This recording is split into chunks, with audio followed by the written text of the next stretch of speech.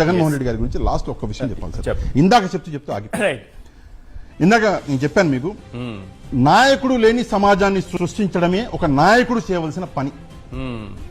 జగన్మోహన్ రెడ్డి గారు ముఖ్యమంత్రిగా ఆయన తొలగిపోయి 16 నెలలు ఏమో అయింది సార్. అయినా కూడా ఈ రోజు కూడా జగన్మోహన్ రెడ్డి గారు లేకపోయినా ఈ తుఫానులో నిలబడ్డ మొగోడు జగన్మోహన్ రెడ్డి గారు.